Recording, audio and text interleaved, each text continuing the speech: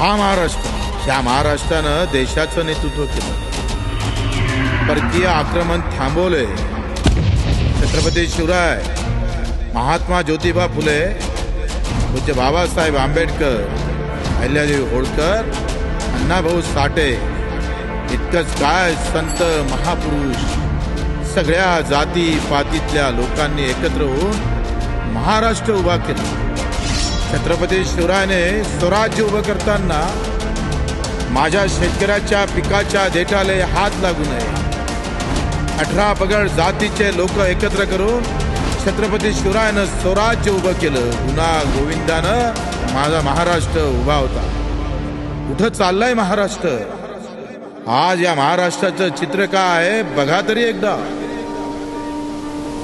शेतकरी आत्महत्यांचं सत्र दुष्टचक्र सुरूच आहे।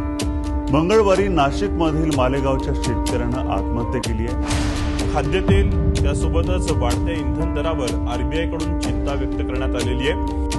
नांदेड जिल्ह्यातील ट्रॅक्टर अपघात दुर्घटनेमध्ये जवळपास 7 महिलांचा ह्याच्यामध्ये मृत्यू झालेला आहे।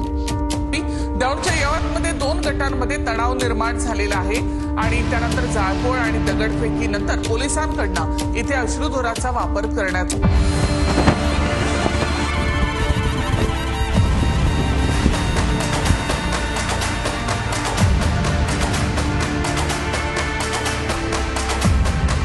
थांबा, किती दिवस झेंड्याचं जाती पाती धर्माच्या या दंगलीत भरपळून जातंय सगळे गोर गरीब जनता। कधी पाहिलं का रे आमदाराचा खासदाराचा मुलगा जाती दंगलीत मरून पावला? तो मरू नये। कधी उद्योगपत्यांच्या घरून कुठं दंगल झाली का रे? त्यांचे पोरं कधी रस्त्यावर आले का रे?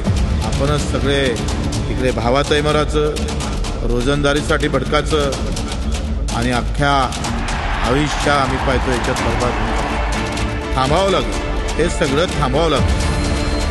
हा नवीन महाराष्ट्र उभा करा, ज्याचं स्वप्न छत्रपती शिवरायाने पाहिलं होतं, तो प्रगतीचा महाराष्ट्र, जिथे शेतकऱ्याच्या मालाले भाव भेटेल, मजुराचा सन्मान असेल, अभिमानानं सामान्यातला सामान्य माणूस सगळे, मोठ्यांचं शिक्षणाची व्यवस्था वेगळी, लहान्यांची वेगळी अशी नव्हे, किमान एक शिक्षण व्यवस्था निर्माण होईल। यासाठी आम्हाला करावं लागेल तो पुन्हा प्रहार।